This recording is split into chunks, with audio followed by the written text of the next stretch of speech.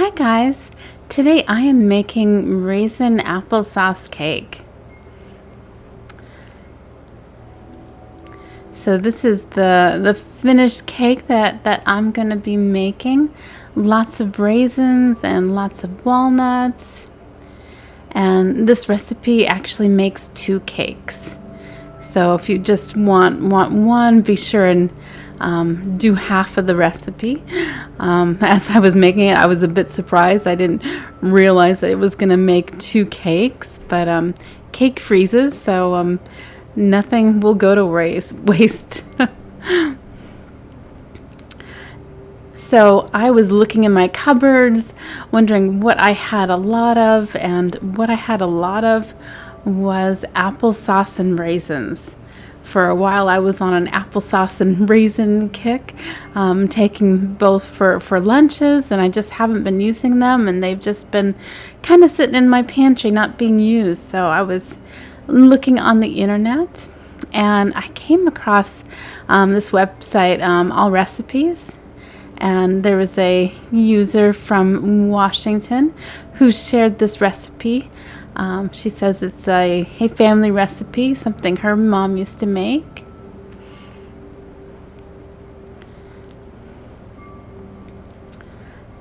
And the pictures just made it look really moist and delicious. And it's just got a really simple recipe list. One thing that really caught my eye was the cloves. You know, usually on recipes like this, you might see cinnamon and nutmeg, but a lot of people don't add in the cloves. And the cloves really give it a very, a fragrant kind of smell to it and taste to it. That's kind of what made me think that this might be a unique kind of recipe that maybe I would enjoy as well.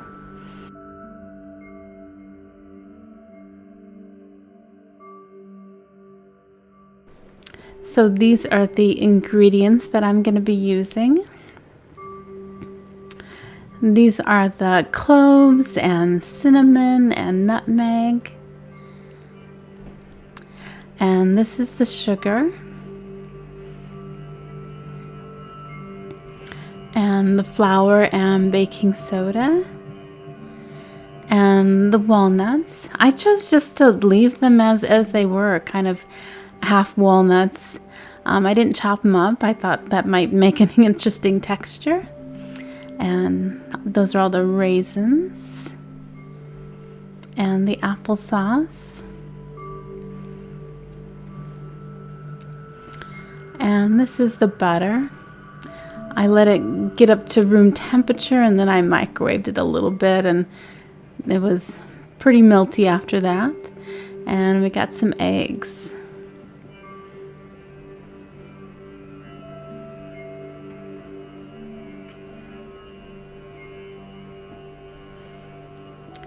All right, so I created a little well in the flour and baking soda. If you create a well in your flour, it just makes it easier to incorporate the wet ingredients. So you'll be incorporating them a little bit slower, which I think just makes the mixing a whole lot easier. And I noticed after I mixed those ingredients, the batter was a little bit clumpy, but I was not concerned because I know the applesauce is going to fix that issue. And I think the applesauce is what's going to make this cake really moist.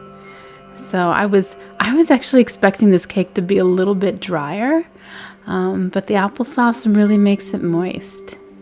So once you mix in the applesauce, everything looks really nice and not clumpy at all. And next we're going to put in the raisins.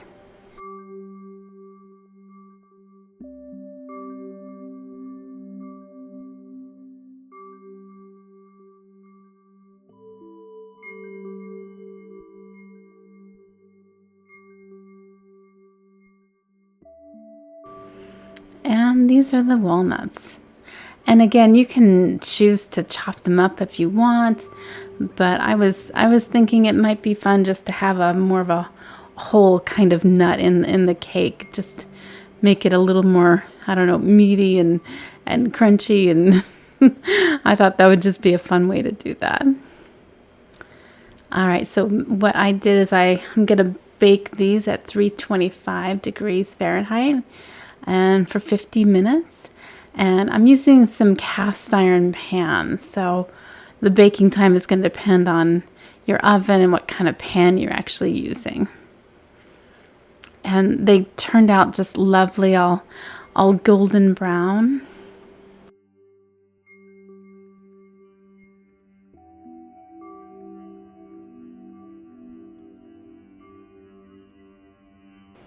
Just lots of nuts and raisins. I really enjoy this recipe. I'm definitely going to make this again. And here's what it's looked like when you cut it up. And again, I use kind of the whole walnut, so it's got chunks of walnut, which I kind of loved. I would definitely recommend you guys making this one. All right, thank you guys for watching. Please like and subscribe, and I hope you have a great day.